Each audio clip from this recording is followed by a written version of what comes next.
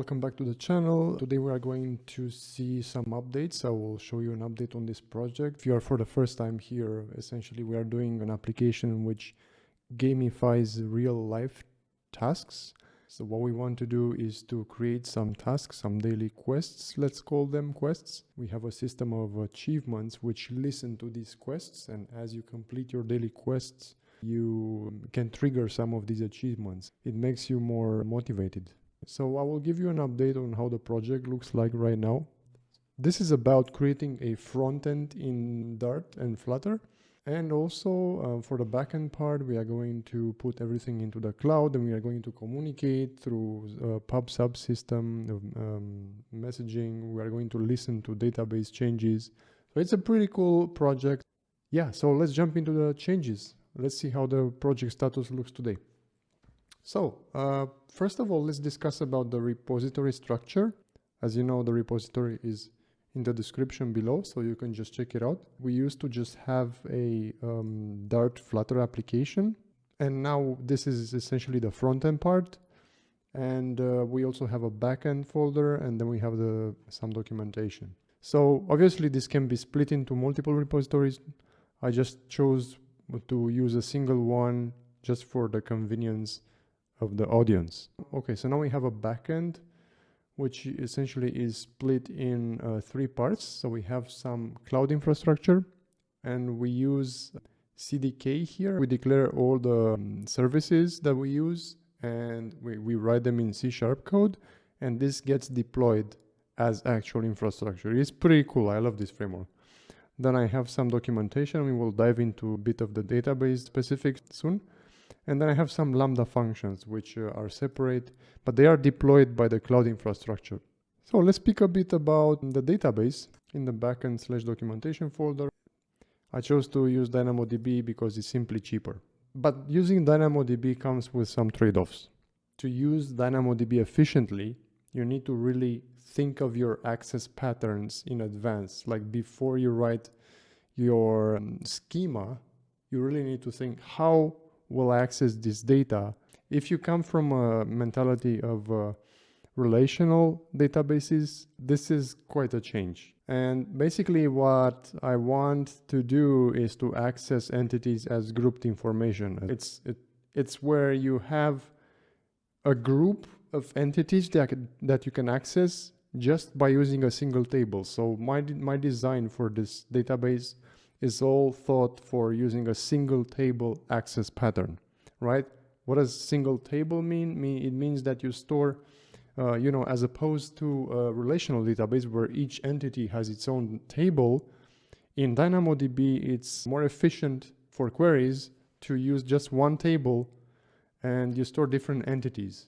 If you call your primary key something like quests, you're not going to store some other entity other than quest. But if you call your primary key PK, allows you to rethink your access patterns so that you can store quests, achievements, these are the scenarios in my application, and characters, etc. It's quite a change from relational databases. We have achievement, we have achievement progress, we have quest, and we have quest progress, and we have a character. And basically, maybe I should have started with a character, but the character is stored by character #name character. And actually, this is interesting because initially I'm not going to support creation of multiple users. Character will be a user of the application, right? So if you want to, scale out this to production-ready application, you will have to support multiple users, so multiple people can use the application. But for simplicity's sake, I'm not going to do that. There will just be one character. So basically, in the application, you will just type in your name, and that's your character. We can also introduce something like character progress if we don't want to store the levels, achievements, and rewards inside the character object. We can just have something like, character progress, and then the primary key is the character name, and then the sort key is like levels progress or whatever. And then when you fetch, give me everything related to this primary key, to this character, then you fetch the related entities too. And this is the main core concept of DynamoDB. You essentially can store multiple entities and you fetch them as one group, one aggregate based on that character. So your core entity would be, character, and then you can fetch either the character by itself or you can fetch the character with additional details.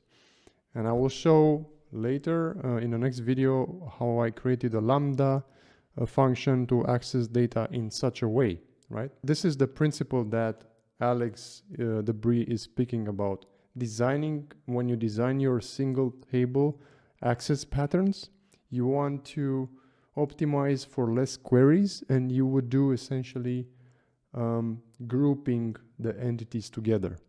And this drastically reduces your the need for multiple queries and of course your costs and everything. So basically everything gravitates around the character, but then we have quest, and the quest is just the same pattern is a primary key with quest as this is a hard-coded string, and then you have hashtag and the quest name. The store key is the same so that you can fetch so that you can fetch a single entity. And then you have some attributes which are related to the quest itself. You have when the creation date, the difficulty, we have a repeat type if it's supposed to be repeated, is it like a daily quest or something. You have a description, you have some tags. Previously I had this concept of skill to join the entities, achievements and quests. I decided to throw that off and to introduce tags. So basically you have achievements that listen to certain tags, and then when you complete a quest which contains those tags, it counts towards that achievement. I think this is more manageable. Then you have the entity quest progress, which is your quest primary key, yeah? But then the store key is quest progress. So what does this mean? This means that when you fetch, give me everything that you have for this primary key, you will also get the quest progress, yeah? Because you can query in DynamoDB, give me everything, and then you get this aggregate result, which contains the quest, but it also contains the quest progress. And then we have the same principle for achievement and achievement progress. You have an achievement, and then you have the achievement progress for that one achievement. And the achievement progress has a completion date. If this is null, then the achievement was not completed yet. Steps required, steps completed. Some achievements require 10 steps to complete, some require just 1. I just thought this would be a good separation to allow for achievements that need multiple quests or something like that. You need to complete a certain amount of time. There are so many ways to solve this design with quests and achievements. You can think about a multitude of solutions, but this is just my idea. I also don't want to spend too much time on analysis paralysis and think of the perfect way of designing. I don't really care about that. I just want to get this done. A lot of the system designs that you envision end up being entirely different when you start coding on them, and then you start to see how they bind together, how they should work together. Planning too much in advance, I'm not a fan of, but I am a fan of getting a brief idea of what you want to build, because otherwise you're just running blind, okay? Yeah, let's discuss a bit about the front-end code. Yeah, I have a new structure for the front-end. So the front-end, as we know, all the code in Dart is contained in the lib folder. I'm going to also show you the application, how it looks right now. So we have, for example, for achievements, we have domain presentation. And for domain, we have, I'm trying to stick to the same structure here. We have feature, and then inside we have domain-driven design presentation, which are widgets. And then in the domain, we have everything pertaining to the logic domains of the application. Yeah. So what does that mean? That means we have some services, we have some models of data, and we have some repository for data. For now, I have some a repository class, which is just here. It's an abstract class, so I can just use a mock repository where you get a list of mock data, right? And you can add them to the mock data just for testing sake. but then I will replace it later with a real repository where you need to go to a URL or something, and then you need to make an HTTP request to get your data, right? So we have some models. I want to show you something specific here. In the achievement model, here I'm using generics, and I want to explain why. When you create an achievement, you might want to have different completion criteria types for that achievement. It might be a timed achievement. You need to complete something in a specific time. It might be an achievement count where you need to complete a quest a certain amount of times. Or you might have a level reach criteria, like you need to reach a certain level. And basically, initially what I did was I made this class achievement as an abstract class. I wrote this abstract class whatever. This was not generic. And then I said, okay, we have timed achievement, we have class time extends achievement, right? So this was the direction where I initially went to, but this ended up being an enormous amount of copy-paste classes. So it's just way too much. So I said, hold on. An achievement essentially is the exact same thing at all times. It has a name, it has a amount of points, and it has a progress. It has some description that you can read about it, and it has some tags, and that's all. But it also has some criteria which differs, and that's why criteria is of type T, right? And the reason why T extends criteria is because this is a constraint on type T, so that you don't put, for example, integer in the type T here, because integer is nothing to do with criteria. You can essentially limit what is that actual type. When you create an achievement, you need to pass in a completion criteria, right? In this particular scenario, for example, you need to reach level 10 in order to complete the achievement. And that's why achievement criteria is of type T, because you know that you can pass anything inside this type T as long as it extends an achievement criteria. And this is pretty cool because maybe you can think later of some different criteria of completion. You don't need to copy paste an enormous amount of classes again. You just need to go to the criteria folder and to create a new, all you need is one class, one new type that extends the achievement criteria. That's all. And then you can create new achievements based on that new criteria. And then I have some interesting methods, which are, for example, from JSON. You need to be able to map to JSON and from JSON. Yeah, an achievement always has a minimum amount of points of 10. Now here, the achievement has an achievement progress. And then the achievement progress, as we discussed in the data model, has steps required, steps completed and completed that. Now that I see this, I don't really agree with this because the achievement itself should not have the progress. The character should have the progress and the, because the achievement progress is not bound to the achievement itself, but is bound to the character. So I will actually remove this here. To do, progress is not related, bound to the achievement.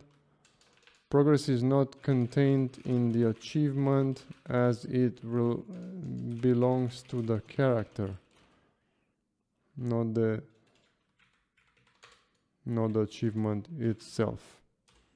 So everything is, so all code that you see here is subject to change in the next videos, but of course I will be explaining everything as I go through it.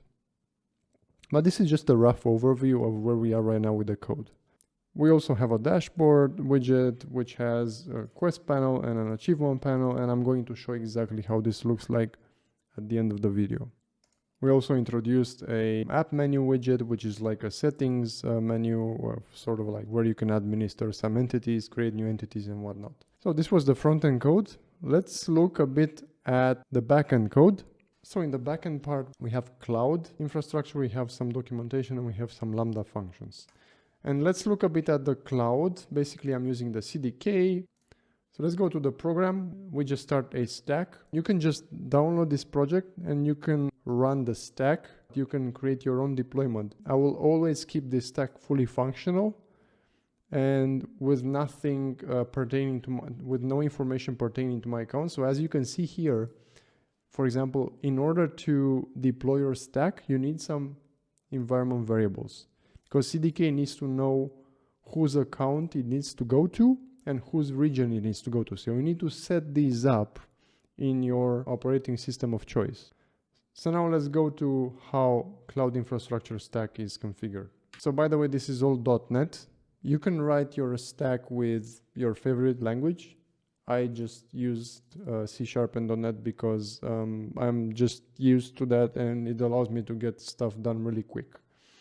Basically, we have some constructs here. We have a RESTful API with some CRUD endpoints, a GraphQL API with AppSync, and then we have real-time PubSub messaging. These two are still in progress because I haven't finished them, but this one is done. I have a RESTful API with CRUD endpoints, which I can call now from Postman, and I can just create the entities. I will demonstrate the infrastructure code right now for this. And obviously you have the code in the description. You can just download it and you can play with it. But I will show also the Lambda for executing DynamoDB CRUD operations. I'm going to show that in another video. So let's go to this method, storage construct, which is simply declaring the database. So what I do here is I simply create construct, which I call storage, and then it just makes a new DynamoDB table. This is DynamoDB. Comes from this package, CDK AWS DynamoDB. And yeah, we have partition key and sort key, and as we discussed, we want to support a single table pattern. So we need to allow for multiple types of entities to be written in this same table.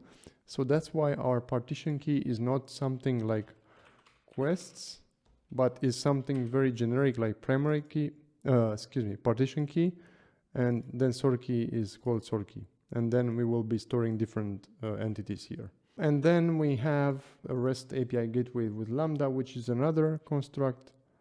It's just a REST API with API gateway simply. And then the idea is that this API should have Lambda proxy integration. And this is where we enter into the function. We declare simply a function, Lambda function, which is running on the .NET 6 runtime, and which is taken from the assets folder. I had some issues with the function that the default timeout is 3 seconds, and it was timing out because, cold starts. And I think for something that's supposed to support some CRUD operations, I don't really need it to be that speedy. I'm fine with a longer cold start, but I had to increase the timeout here in order for it to work. I might actually switch maybe to .NET 7. I have not seen that supported in the runtime enum here, but maybe there is a way to make it work. And then of course we have a Lambda integration, which just takes this function and creates a new integration out of it, and then it says it's a proxy Lambda. And then we declare some resources for our application. We want to be able to manage achievements, quests, and characters. That's pretty much it for the CDK. I have some parts which are work in progress. The GraphQL part with AppSync, it's not done yet. I'm working on it. Again, this code is in the description, so you can just download it, you can upload, you can create your own stack, and yeah, you can have fun with it. Now inside the Lambda functions, I will make a separate video about this, but let's just say I have for now a fully functional Lambda which handles CRUD, like create, read, update, delete for all these entities, achievements, quests, and characters, and whatever will come in the future. I will explain also, this is kind of a monolithic Lambda. It's kind of an anti-pattern. You're supposed to create for different Lambdas for different entities, but in my scenario, I'll go more in depth in another video about why I went for a monolithic Lambda, but it's all about getting this project done quicker, not focusing too much on the absolute best practices. I try to move as quick as possible. Finally, let's see the new UI, how it looks right now for this project. So if you go into the front end part of the repository and in the source folder and you say Flutter run, Then you get to choose. I always choose Windows because this is what I develop on. You probably want Android, or it doesn't really matter, it's your preference. But this works quite flawlessly on all platforms. So this is how the UI looks like right now. I have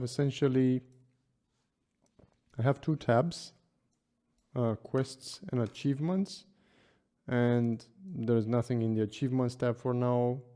But the quests, maybe you have a quest that you want to repeat multiple times and you don't want to keep track of how many times or whatever. Maybe you have one quest that you need to finish every day, and then you have, maybe you need to go shopping or something, and then you only need to complete it once. This is a bit inspired by Habitica. It's a pretty cool gamification application. And yeah, I just wanted to see how I could create such a system, because the concept is really cool, but I wanted a very different experience to Habitica, so that's why I decided to create my own gamification application. But the UI of Habitica I really enjoy. Check it out, it's habitica.com. It's a fantastic gamification app. And I wanted different rewards and whatnot. So yeah, basically you can create new habit, and you have it here, you just created it.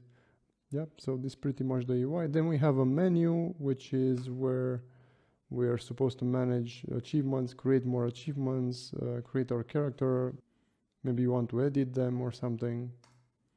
And basically this is where I thought of creating the achievements. So yeah, it's quite a basic UI, but it gets the job done.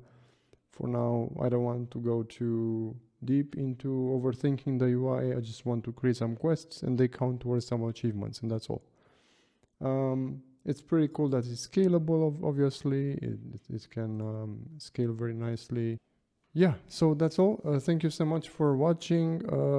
Again, the entire code for this is in the description box below. Check it out if you want, and any questions you might have, just let me know. And yeah, I'll see you in the next video. Peace.